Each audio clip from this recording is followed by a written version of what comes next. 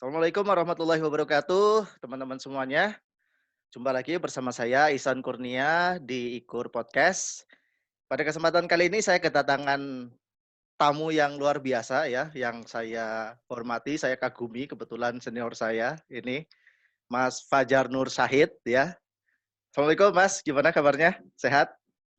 Waalaikumsalam warahmatullahi wabarakatuh. Sehat-sehat, Ah, alhamdulillah. ya, Mas Fajar. Pertama saya mau ucapin selamat dulu nih buat Mas Fajar sudah berhasil menyandang gelar doktor ya, doktor ilmu politik di UI ya. Alhamdulillah. S3 saya nggak kelar-kelar Mas.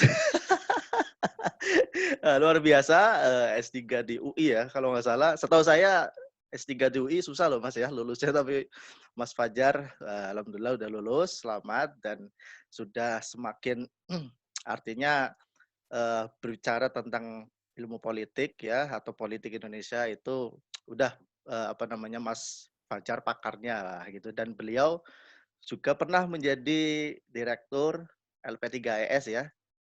Sekarang udah pindah lagi Mas. Sekarang di mana Mas? Iya, saya ya Desember lalu pastinya di kampus Bakti dan di UPN.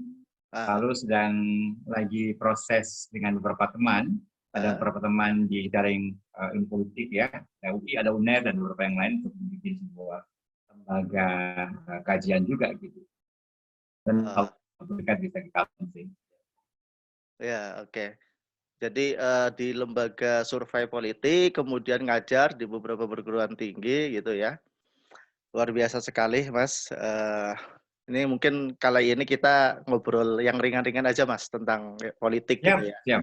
Atau mungkin saya pengen ini dulu deh, Mas Fajar cerita tentang disertasinya tentang, setahu saya tentang demokrasi ya, gitu ya. Nah, sekarang banyak orang yang berpendapat bahwa demokrasi di Indonesia ya untuk belakangan ini mengalami penurunan. Nah, menurut Mas Fajar gimana? Apa memang benar demokrasi kita sedang turun gitu ya di apa ya di posisi yang decline gitu ya, atau gimana Mas? Ya, jadi memang saya itu melakukan studi di NTB ya, konteksnya tahun 2009-2014. Itu soal Oke. problem demokrasi lokal.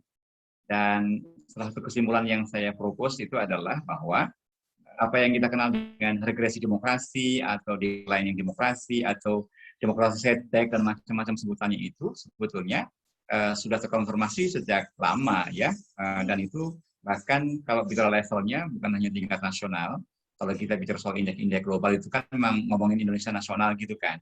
Mm-mm. Freedom House, di intelijen unit itu kan nasional. Tapi dalam konteks lokal kita juga bisa melihat gejala-gejalanya sudah mulai nampak. Karena misalnya adanya kekerasan massa gitu ya, Mm. kepatuhan kepada aturan-aturan yang masyarakat cenderung kemudian mereka mau tidak mau patuh aturan, mereka main hakim sendiri gitu ya. Mm. Lalu juga pemerintah ada banyak sekali konteks lokal, dan studi saya tahun 2009-2014 itu masih ikut mengkonfirmasi sekarang ini sebetulnya gejala yang sudah bisa kita prediksikan karena map-nya itu sudah kelihatan dari awal, udah lama begitu. Dan kita lalu sekarang panen dengan berbagai macam labelin demokrasi regression itu gitu. Mm. Dan saya setuju bahwa memang kita lagi betul-betul lagi punya Mm. problem serius soal demokrasi sekarang ini. Mm. Regresi demokrasi, tapi kalau dibandingin sama Orde Baru tentu era reformasi saat ini jauh lebih baik kan ya Mas ya dari sisi demokrasinya. Iya dong, somehow lebih Ya, baik. Kalau di Orde Baru kan nggak ada ya. demokrasi, kita nggak ngomong demokrasi dong, ya kan. Semuanya serba susah Artinya gitu. kalau Jadi dibilang uh, regresi itu regresi dari apa ya? Dari masa yang seperti apa? Dibandingkan dengan fase ini, mana? Mm. ya. Jadi kalau kita pakai ukuran Freedom House misalnya ya, itu Mm. Indonesia itu pernah mengalami masa yang sangat bebas, ya, Mm. fully free istilahnya. Itu Mm. sampai 99 sampai 2013 itu fully free kita. Oh, Lalu oke. berikutnya 2014 ke sini itu lalu kita partly free. Partly free itu bebas bagian karena ada beberapa unsur yang mulai agak sedikit pincang ya demokrasinya, dan itu nggak cukup bisa memberikan konfirmasi demokrasi yang baik. beberapa indikatornya, misalnya soal kebebasan kan, kebebasan pers misalnya, Iya, lalu juga kebebasan berpendapat yang kita merasakan dalam beberapa segi, mungkin aktornya bukan pemerintah secara tunggal ya, tapi juga sesama sesama citizen itu juga saling saling mengintimidasi. Itu ada laporannya itu. Indeks Demokrasi Indonesia misalnya itu ikut menunjukkan bahwa sekarang ini gejala orang untuk tidak toleran kepada orang lain karena beda pendapat itu sangat tinggi sekali. Ya, beda pilihan diintimidasi, beda pilihan atau beda persepsi atau beda pendapat lalu dibully gitu kan. Iya. Perilaku buzzer itu menunjukkan fenomena ini. Jadi orang itu ketika punya pilihan yang berbeda dengan mainstream politik, lalu dia dikerjain gitulah. Entah kemudian di macam-macam lah. Iya. Banyak tulisan yang menunjukkan itu dan itu ada. Saya ingat teman kita juga, Bang Jayadi itu pernah menyampaikan salah satu faktor penguasa hari ini sangat kuat ya, itu karena ada partisipansip ya, ataupun saya agak lupa namanya itu seperti itulah.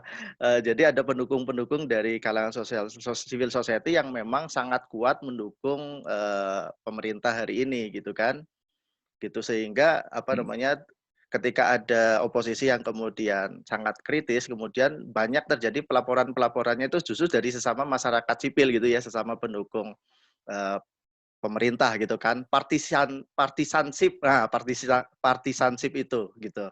Nah, artinya bukan serta-merta kemudian dari pemerintah langsung yang kemudian seolah-olah membungkam kritisisme kelompok oposisi gitu kan.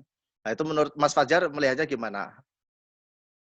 Iya, saya juga melihat jalan yang sama. Kalau saya lebih suka menggunakan istilah populisme politik ya. Jadi kita ini sekarang ini memang akhirnya figurnya kita punya presiden sangat populis sekali dan punya pendukung yang sangat loyal gitu. Sehingga ada kecenderungan bahwa apa-apa yang dilakukan oleh pimpinan kita yang populis itu kemudian cenderung dibenarkan gitu. Meskipun kemudian kita harus terbuka dengan kritikan, harusnya begitu. Misalnya dalam banyak kesempatan kita melihat kritik itu kan betul-betul dinihilkan gitu ya, nggak boleh ada yang salah sama sekali gitu kan, dengan alih misalnya beliau orang baik, beliau misalnya segala macam lah atribut yang disematkan ke beliau sehingga lalu didorong untuk 3 periode segala macam itu kan gejala-gejala yang menunjukkan betapa dukungan ini sangat kuat. Nah justru itu tantangannya karena kita sekarang ini justru menghadapi tantangan demokrasi bukan dari militer ya. Bukan dari militer tapi sama sipil. Jadi tulisannya Aspinall kan menarik ketika dia mengatakan bahwa kita ini sekarang memunggungi demokrasi bukan karena ada musuh militerismenya, tapi karena sama sipil kemudian saling punya afiliasi yang berbeda. Itu menurut saya menjadi problem serius. Dan ini menjadi menurut saya ya karena salah satu dipicu oleh populisme politik tadi itu, atau kalau ada bahasa tadi yang partisansip ya, yang gitu seperti itu. Jadi ini memang agak repot karena kita berhadapan dengan sesama organ masyarakat sipil gitu kan, berhadapan sendiri. Justru militernya nggak ada di sana. Gitu. Iya. Nah, kita juga agak capek juga Mas ya. Capek sekali hampir tiap hari itu terjadi pertengkaran, meskipun mungkin lebih banyak di media sosial gitu kan, saling kritik, saling nyinyir gitu kan. Ya bagian yang pro pemerintah sama pihak yang oposisi gitu kan. Dan mereka seperti ya mungkin sebetulnya keduanya sama-sama punya buzzer sebetulnya yang saling perang opini gitu kan. Gitu. Iya. Itu muncul kok di dalam indeks kita, indeks demokrasi yang disusun BPS itu. Gejala untuk anti atau intoleransi terhadap orang berbeda pendapat itu tinggi sekali. Jadi orang itu saling ancam, saling lapor itu tinggi sekali, lebih tinggi bahkan dari sentimen yang dimuncul oleh negara. Jadi kekanan itu justru sekarang bukan muncul di negara sebagai aktor sentralnya, tapi justru dari kekanan masyarakat sipil sendiri.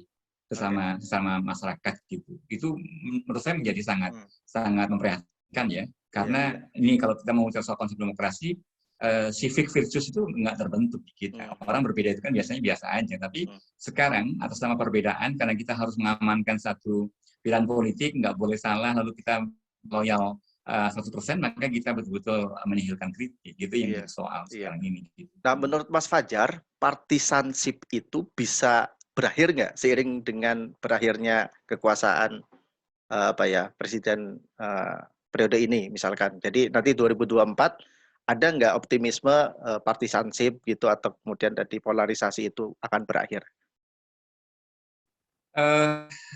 Menurut saya waktu yang nggak lama ya, karena kan menyangkut soal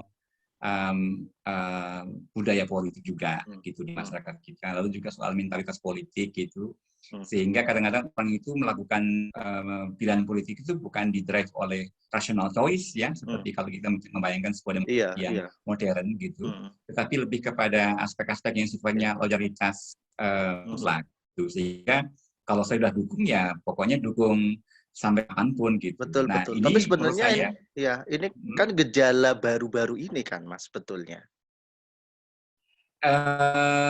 Kalau orang punya loyalitas politik ini kan sudah lama, kan menjadi kuat banget gitu, dan itu Iya, dimainkan secara kristalnya itu politik akhir-akhir ini sampai aja apa. gitu kan. Ya. Jadi memang ini agak sedikit menguat karena politik identitas itu kan sengaja dibenturkan menurut saya, dan itu jadi salah satu political gaining yang dimainkan, karena dengan begitu ada orang yang berapa partai politik yang mengalami kenaikan suara di tahun 2019 itu kan justru orang-orang partai politik yang mengalami posisi yang betul-betul different. Dia mengambil keuntungan dari polarisasi itu. Contoh, di kalangan kan ada 0102 gitu ya. Para pendukung 2 itu yang mendapat keuntungan kan bukan Gerindra ya kan, tapi PKS. Kenapa? Ya, karena betul-betul dia opposite gitu ya, betul-betul opposite dan betul clear gitu. Sebaliknya di 01 yang mendapatkan keuntungan kan bukan PDIP atau yang lain, tapi justru Nasdem. Nah, ini kan menunjukkan bahwa sebetulnya ada juga pola-pola yang mungkin dikontraskan, karena politik itu kan kadang-kadang kita diferensiasi. Misalnya begini, sekarang kita ke depan orang itu berpikir, misalnya ada proponen politik yang mendukung seseorang yang kontras dengan Pak Jokowi gitu kan, yang karakter berbeda, yang gitu. Nah, politik itu menjadi poin itu di politiker yang efektif. Dengan Pak Jokowi ketika muncul SBY yang formal kan, dan Pak Jokowi muncul sebagai orang yang lebih natural, kemudian low contact ya, contact. Nah, kontras itu menjadi apa sih dalam teori perilaku politik itu kadang-kadang jadi bahan baku yang diolah tuh itu mengontraskan dengan sesuatu. Nah, polarisasi itu kadang-kadang juga menjadi sesuatu yang dikontraskan secara sengaja untuk diambil nikelnya gitu.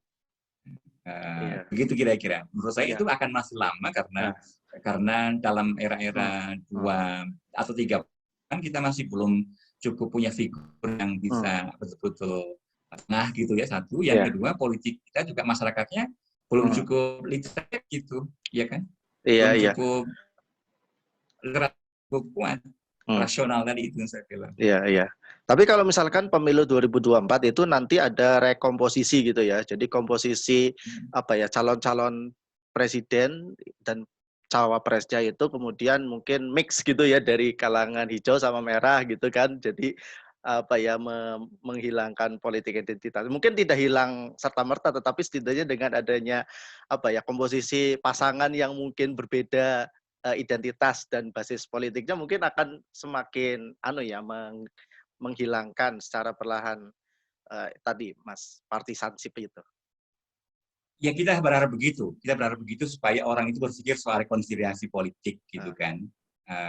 Meskipun ya menurut saya masih butuh waktu, tapi kita berharap betul ada orang yang betul-betul memikirkan cara-cara yang lebih akomodatif gitu ya, memasangkan misalnya A dan B yang kemudian mewakili spektrum politik yang berbeda sehingga lebih ke tengah gitu-gitu. Nah, masalahnya kan kita ini sudah terlanjur ini di masyarakat politik ya, sudah terlanjur dengan pembelahan yang luar biasa akut itu kan. Betul. Sekarang ini kita ini mewarisi sebuah residu politik yang Iya. Sedikit-sedikit kalau kita kritik itu pasti diasumsikan sebagai kadrun gitu. Padahal kan enggak, ya kan? Padahal kalau Kalau konteks kemudian kalau pilkada sebetulnya tidak berlaku kan hal yang seperti itu. Karena di beberapa daerah juga misalkan PDIP sama PKS gitu bisa berkoalisi gitu. Artinya itu jadi nah itu isu uniknya, nasional. Agak nah itu paradoks ya uniknya. Mas ya sebetulnya ya. Oh iya, paradok itu terjadi dan itu sudah lama juga kita Eh, perhatikan. Misalnya ya, saya pernah terlibat dalam studinya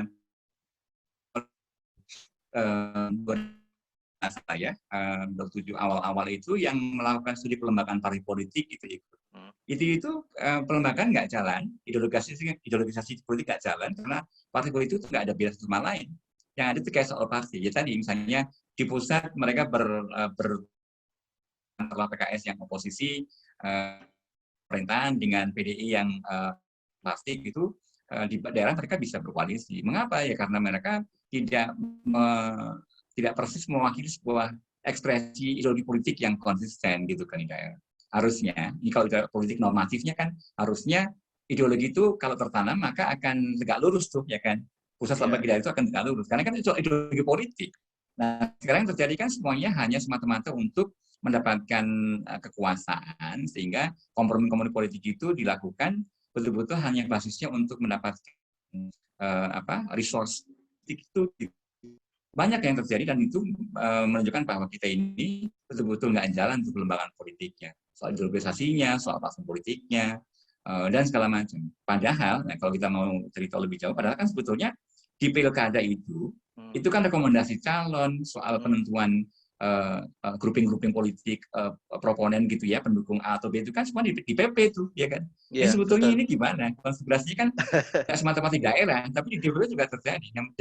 Jadi kita ini Iya, betul-betul hadir pada sebuah konteks politik yang sangat pragmatis, yang kadang-kadang kita ini kalau tidak cukup kuat mentalnya itu memang betul-betul putus asa karena nggak mendapatkan sebuah praktik politik yang lebih ideal gitu ya, Ikur ya. iya, Kadang-kadang kita yang betul-betul iya, hmm, prihatin gitu iya. dengan praktik yang terjadi sih gitu. Sebetulnya kalau saya baca risetnya Mas Burhanuddin Muhtadi dan teman-teman, itu yang kuat, kalau bicara ideologi dan platform partai politik sebenarnya mostly berada di kuadran yang sama, misalkan isu-isu ekonomi gitu kan, Pancasila, dan lain-lain, itu sebenarnya mau partai Islam maupun partai nasionalis gitu kan, PKS, PDIP, Nasdem, dan seterusnya itu di kuadran yang sama. Yang membedakan mungkin isu-isu agama. Kalau di isu agama mungkin di kuadran kanan mungkin ada PKS, PAN gitu ya, P3 gitu kan. Di kuadran paling kiri itu ada PDIP, Nasdem gitu kan. Tapi kalau isu-isu umum ya, isu ekonomi dan yang lain-lain ya, yang non agama gitu, itu sebetulnya sama kan ideologi dan platform partai politik semuanya gitu. Tapi Iya, iya. kenapa? Tadi yang saya bilang, Iya, iya. casual party tadi itu namanya. Jadi casual Hmm, party itu dia memang punya platform secara tertulis hmm, semuanya, tapi praktik politiknya mereka tidak cukup punya nggak cukup punya kemampuan konsekuensi terhadap rumusan normatifnya itu karena kadang-kadang ya pergerakan itu ya tadi di ruang yang sama, caranya sama, ya kan? Yang diperebutkan juga sama, hmm. konsensusnya sama sehingga tidak ada perbedaan secara spesifik dari situ. Memang kemudian ada hal-hal yang sifatnya lebih lebih sitarinisme misalnya dari soal agama, suku dan macam. Saya setuju itu dan itu lama juga sudah di oleh itu pelemahan politik yang nggak jalan. Iya. Kalau misalkan saya berpendapat bahwa polarisasi ini sebenarnya lebih banyak dipelihara oleh kalangan eh, civil society gitu ya, non partai. Tetapi partai sendiri itu mengambil payoff atau benefit dari polarisasi ini gitu. Jadi gimana Mas menurut Mas Fajar? Saya tidak mau berspekulasi, tapi gini maksud saya, Eh, masyarakat sipil kita kan juga sekarang ini kan banyak juga yang bahasa saya ya pindah kuadran ya, Ikur eh, ya. Mereka yang di society kemudian mereka pindah kuadran ke kuadran either irisan antara civil society dan negara ya di partai hmm, politik atau kemudian menjadi bagian pemain dari regulasi kekuasaan gitu. Nah, kadang-kadang ketika mereka pindah kuadran itu juga pindah karakter juga gitu. Ya kita saya kira nggak apa namanya nggak kurang contoh ya, banyak aktivis yang ketika dia masuk ke politik itu totally berubah, walaupun mereka dulu aktivis gerakan macam-macam gitu. Nah ini yang juga menarik karena ini saya coba baca laporannya apa namanya laporannya Risk Global yang mengatakan bahwa apa namanya fenomena perpindahan aktor politik ya dari kekuatan masyarakat sipil ke negara ini itu juga lalu menebalkan sebuah apa ya menebalkan sebuah sentrum politik yang lalu habisnya ke negara. Gitu. Negara kuat banget sekarang. Negara dalam pengertian organ-organnya ya, entah dia kemudian partai politik yang berperan kekuasaan, entah dia kemudian agen-agen yang berafiliasi dengan kekuasaan, lembaga-lembaga ad hoc macam-macam gitu ya, itu kuat banget. Sehingga masyarakat sipil jadi kosong, kritik menjadi nggak kuat lagi. Nah ini yang menjadi problem. Nah apakah itu kemudian menyebabkan tadi terjadinya polarisasi yang dipelihara? Bisa ya, bisa tidak. Tapi dalam konteks politik praktis kan memang polarisasi itu kadang-kadang tadi itu bisa dengan mudah mendapatkan sentimen yang tadi yang kita bisa belah dengan kasar gitu. Ya kan? Kalau kita misalnya mau dukungan pilihannya atau B kan kita lebih baik. Pilihan sipil atau militer misalnya. Pilihan ras, Jawa luar Jawa misalnya. Etnisitas macam-macam itu kan juga pilihan-pilihan yang kadang-kadang kalau dimainkan somehow itu juga punya basis dukungannya loyal. Dan itu juga terkonfirmasi di survei-survei itu. Survei misalnya kombinasi pasangan antar Jawa luar Jawa, laki-laki perempuan, ya. Kemudian sipil militer itu kan kombinasi yang betul-betul menjadi default dari apa namanya? Default dari pasangan yang didorong kan. Kan kita mencari kombinasi yang mendapatkan suara yang lebih banyak gitu, irisan-irisannya. Dan itu kadang-kadang bersinggungan juga dengan soal identitas dan namanya sentimen SARA gitu. Nah, itu yang kadang-kadang kebablasan di sana. Saya mengatakan bahwa itu nggak boleh, bukan. Tapi itu bisa dimainkan dalam konteks bahwa sebagai sebuah atribut itu kebablasan lalu dipolitisasi, itu yang lalu menjadi soal ya. Oke. Oke, mungkin kita coba menerawang nih tahun 2024 meskipun ini masih sangat dinamis ya, tapi untuk saat ini setidaknya ada beberapa nama capres yang paling menonjol gitu ya. Sebutlah Prabowo, Ganjar Pranowo, Anies Baswedan gitu ya.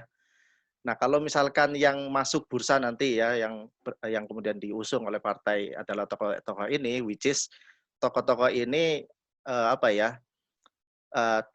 tidak ahistoris gitu ya. Artinya di periode kemarin itu adalah tokoh-tokoh yang dihubungkan ya, diasosiasikan dengan politik identitas. Artinya apakah ini akan terus berlanjut gitu kan? Ataukah mungkin tadi kalau seandainya ada komposisi yang lebih baru gitu ya, komposisi antara yang hijau dan merah gitu kan, mungkin akan berubah gitu kan.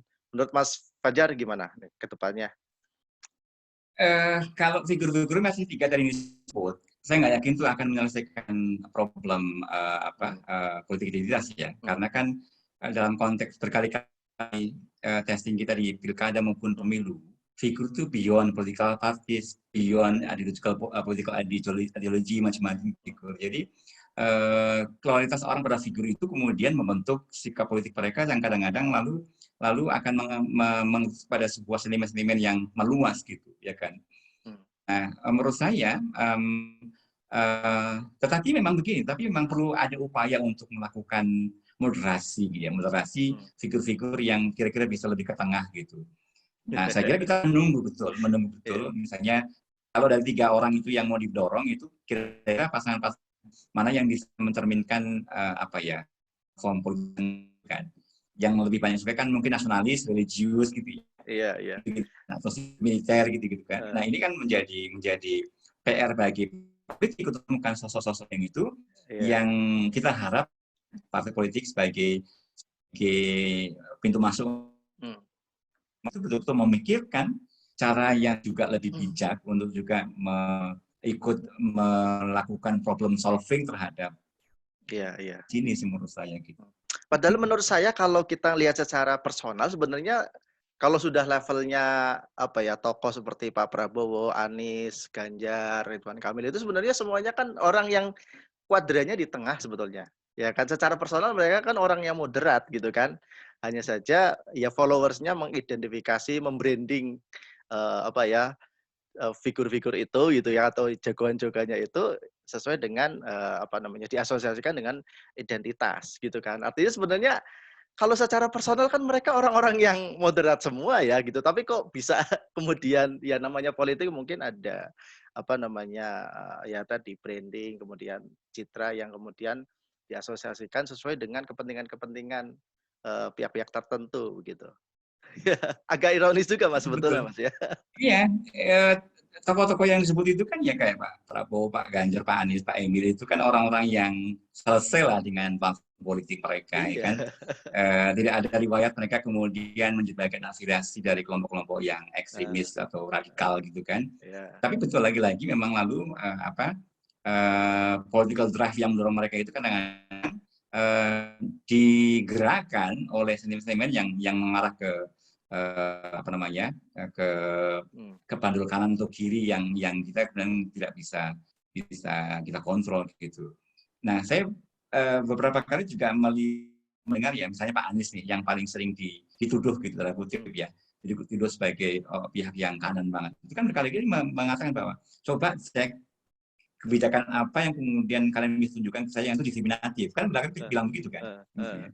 Dan itu menarik dalam konteks itu dan itu menunjukkan bahwa sebetulnya kadang-kadang stigma itu berjalan lebih cepat dan viralnya di luaran individu itu sangat sangat kuat sekali sementara mungkin itu nggak transformasi dalam konteks itu. Iya. Sama juga dengan bayangan misalnya Pak Prabowo dulu ketika 2014 maju gitu ya. Hmm. Itu kan orang-orang ini militer, tokoh mantu penguasa Orde Baru pasti Eh, akan begini-begini. Nah, itu kan iya. menjadi asumsi-asumsi yang orang Eh, melakukan ancang-ancang politik gitu. Sehingga hmm. lalu muncul gerakan masyarakat sipil untuk melakukan pemihakan pada Pak Jokowi gitu ya.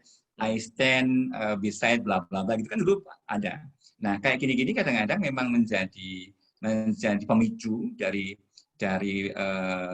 political polarization yang sekarang itu gitu. Jadi asumsi-asumsi orang yang dilekatkan pada sosok figur yang maju itu kadang-kadang lalu mengakibatkan dampak ikutan yang betul-betul secara massa itu lalu begitu. Karena yang ngomong Iya, kan iya. orang-orang yang punya pengaruh, mereka juga mungkin di engineer secara politik juga gitu-gitu. Dan kadang-kadang juga ada yang memanfaatkan secara sengaja yang dibenturkan begitu gitu. Dan Iya, iya, saya iya. keempat tadi tokoh itu adalah tokoh-tokoh yang nggak lulus platform nasionalismenya menurut saya. Iya, iya. Jadi saya Semuanya tidak ada khawatir sama sekali. lulus semua lah, semuanya NKRI gitu ya. Semuanya lah. Tapi ini agak intermezzo nih, agak meloncat nih. Ini by the way, 2024 ini jadi nggak nih kita pemilu? Atau Iya apakah harus ada dong. eee, Ini harus kira-kira diadvokasi, oke. advokasi. Menurut Tapi saya harus advokasi. tapi insya Allah jadi ya? Jadi ya, kalau apa ya, prediksinya nggak ada yang neko-neko ya, yang macam-macam pengen mengubah ini itu? Kita harus samina watuna pada Pak Jokowi dong. Sebagai presiden dia sudah Siap. sampaikan bahwa tidak akan mengundur gitu kan. Mhm. DPR juga sudah mengetuk undang-undangnya sudah disetujui gitu. Oke. Nah hanya kita kemudian harus betul-betul memastikan hal-hal yang sifatnya krusial tadi Mhm. itu jangan lalu kemudian nanti dihadapkan pada hal-hal teknis. Misalnya yang menjadi problem itu kan kadang-kadang nanti misalnya soal penganggaran politiknya nih di DPR gitu. Anggaran pemilu kalau nggak diketuk-ketuk kan itu juga akan menjadi problem ketika tahapan lalu nggak bisa berjalan. Jangan-jangan secara politik itu sudah ada komitmen untuk melaksanakan 2024 itu on track gitu ya, tapi secara apa namanya action itu menjadi problem karena misalnya nih kalau kita mau berburuk sangka ya, misalnya DPR-nya memainkan agenda ini di lama-lamain lalu kemudian nggak diketuk anggarannya, semua buat apa? Nah jadi menurut saya kita harus bisa memastikan seluruh prosesnya baik secara komitmen politik maupun juga tingkat praktisnya betul-betul dijaga supaya 2024 kita bisa melakukan pemilu on track pada Februari itu untuk pileg dan pilpresnya gitu ya, dan November itu untuk pilkadanya serentak gitu. Jadi ini Iya, agenda yang saya kira harus dijaga bersama-sama iya. dan menjadi komitmen semua pihak gitu. Gitu sih menurut saya Ikur ya, harus betul-betul didorong Iya. supaya betul-betul Dan on itu track gitu. salah satu harapan kita polarisasi akan semakin berkurang atau berakhir gitu kan. Kalau misalkan apa namanya, penundaan atau kemudian perpanjangan 3 periode itu malah akan memperpanjang polarisasi yang semakin dalam kan? Iya nggak? Bukan semata-mata polarisasi menurut Heeh, saya ya. Kalau heeh, ada isu penundaan atau perpanjangan periode presiden itu, justru akan muncul problem baru karena sentimen-sentimen kelas tengah yang heeh, mula-mula mereka nggak mau terlibat dalam isu A atau B, ya, itu heeh. kemudian betul-betul mereka menuntut sebuah sebuah sikap yang objektif Betul betul, iya. konstitusi gitu. Iya Saya iya. nggak yakin misalnya mahasiswa itu, meskipun banyak tuduhan mereka digerakkan macam-macam. Tapi kan itu kan harapan orang untuk mendapatkan sebuah kritik yang apa ya, yang substansial gitu kan. Akademisi misalnya. Mmm, Ya kan sudah banyak teriak juga ini kalau ditunda atau apa itu kan iya iya. menjadi apa mengayunkan sebuah mekanisme apa ya? Mekanisme politik atau praktik politik yang saya mau mengutip ketua DPD ugal-ugalan gitu. Dan Mmm, saya setuju. iya iya Jadi iya. praktik ugal-ugalan itu harus di stop. Jadi siapapun, menurut saya kita harus patuh pada konstitusi supaya konstitusi itu dipenuhi dan kemudian siapapun orangnya tunduk pada itu gitu. Jangan kemudian karena misalnya atas nama orang baik atau orang berprestasi lalu kemudian kita menego untuk dilakukan penambahan. Bukan begitu demokrasi. Iya iya Demokrasi iya. itu adalah orang itu disubordinasikan pada mekanisme. Makanya Heeh, konstitusional itu menjadi bagian penting di demokrasi. Ya, kalau kita bicara soal indeks demokrasi yang dikembangkan Politiform misalnya, iya. itu betul-betul konstitusionalisme itu yang dilihat. Apakah konstitusi itu betul dipatuhi atau enggak? Kalau enggak dipatuhi itu bukan demokrasi, bahkan begitu ukurannya. Gitu. Jadi betul-betul harus kita pastikan itu ikut. Saya mengajak kepada semua pemirsa, Iya iya. pada followernya Ikur dan juga para fansnya Ikur untuk memastikan bahwa Iya agenda 2024 betul-betul on track dan kita kawal bareng-bareng. Ini bukan provokasi ya, tapi betul-betul iya anjuran untuk supaya konstitusi dipatuhi dengan sebaik-baiknya. Karena itu sudah menjadi komitmen iya. politik semua orang, gitu, ya kan? Hmm. Iya, siapapun yang menggunakan nalar publik secara jernih ya pasti, setuju lah ya dengan tadi Mas Fajar gitu ya, dan ya kita pengen inilah perubahan gitu ya, dan pengen menemukan suasana yang baru gitu ya. Syukur-syukur tadi ada kehangatan politik yang baru gitu ya dengan, adanya tadi mungkin tapi kira-kira, memungkinkan nggak ini memang waktunya udah sangat dekat ya, memungkinkan nggak ada figur baru yang muncul yang mungkin, di luar list nama-nama tadi yang diasosiasikan dengan, politik identitas gitu. Kan sepertinya ada nama-nama baru tuh yang fresh gitu. Misalkan Pak Andika Ya, Perkasa misalkan atau yang lain, bisa nggak kita jadi figur berharap itu? ya, Mmm, kita berharap gitu. Jadi mmm, kan bagi kita, masyarakat, publik itu, semakin banyak pilihan kan semakin bagus mmm, sebetulnya gitu. Oleh karena itu, mekanisme rekrutmen politik di partai politik harus membuka diri untuk memunculkan semakin banyak mungkin figur yang ada. Lepas dari misalnya Pak Andika, lalu kemudian misalnya ada Pak Dudung, dan gitu ya, itu mmm, militer atau siapapun yang kemudian mmm, punya ahli militer, ketika mereka misalnya memang punya punya interest untuk maju, ya saya kira bagus banget sih didorong gitu kan. Dan mhm, bagi kita kan semakin banyak yang maju semakin baik, pilihannya semakin iya iya. lebar gitu. Iya iya. Jadi Tapi ini publik kan akan semakin punya waktunya pilihan. semakin dekat nih, kayaknya make sense nggak ini tokoh-tokoh baru itu ngejar elektabilitas? Karena kan pasti ada rasionalisasi nih partai politik mengusung calon gitu kan. Pasti akan ya memetik aja yang sudah jadi lah gitu, yang elektabilitasnya udah prospektif gitu ya kan, gitu. Kayaknya sulit ya untuk maksudnya real real politik, kita saat ini tuh kayaknya berat ya?